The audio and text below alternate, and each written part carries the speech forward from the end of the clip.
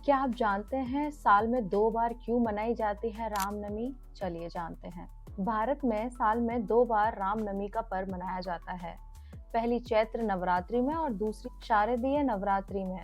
चैत्र मास में शुक्ल पक्ष की नवमी तिथि में रामनवमी भगवान राम के जन्म के रूप में मनाई जाती है, जबकि शारदीय नवरात्रि में रामनवमी रावण के वध के रूप में मनाई जाती है। हिंदू धर्म के अनुसार रामनवमी का महत्व बहुत अधिक है। चैत्र नवरात्रि के अंतिम दिन रामनवमी की त्योहार भव्यता के साथ मनाया जाता है।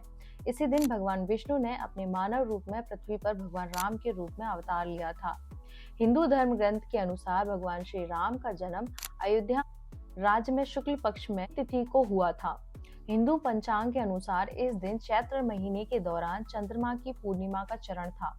इस दिन को अत्यंत पवित्र माना जाता है और इसीलिए इसे पूरे देश में बड़े उत्साह के साथ मनाया जाता है।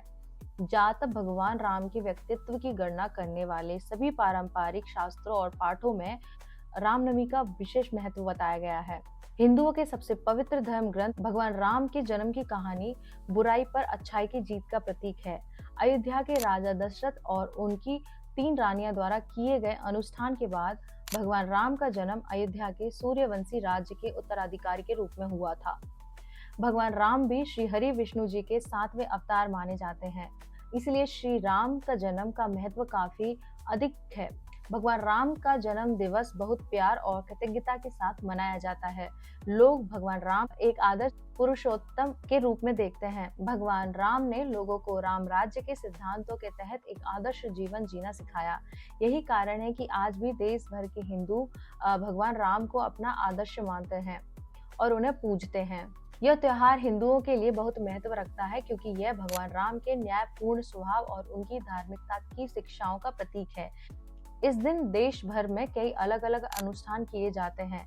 रामनवमी पर देश भर में भक्त उपवास रखते हैं।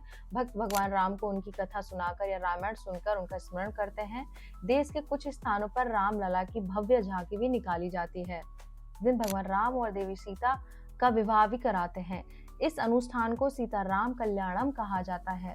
पूरे दिन भजन और कीर्तन भी गाए जाते हैं। भगवान राम का जन्म पवित्र शहर अयोध्या में हुआ था और इसीलिए इस दिन के उत्सव इस शहर में भव्य आयोजन होते हैं। इस दिन दूर दूर से भक्त सरयू नदी के पवित्र जल में पवित्र स्नान करने के लिए आते हैं। अयोध्या में घाट पर हजारों लाखों दिए जलाए जाते हैं। पूरा शहर रोशनी में जगमगा उठता है। रामनवमी पर उत्तर भारत के कई हिस्सों में भगवान राम, देवी सीता, हनुमान और भगवान लक्ष्मण के वेश में लोग के साथ एक रथ यात्रा निकाली जाती है। वहीं दक्षिण भारत के कई मंदिरों में भगवान राम और देवी सीता की शादी का आयोजन किया जाता है। उत्तर प्रदेश में अयोध्या में, मध्य प्रदेश में उज्जैन में सीता संहिता स्थल और तेलंगाना में विशेष पूजा होती है। शास्त्रों के अनुसार अयोध्या के राजा दशरथ और उनकी 3 रानियां कैकेयी, कौशल्या और सुमित्रा के कोई अपनी संतान नहीं थी।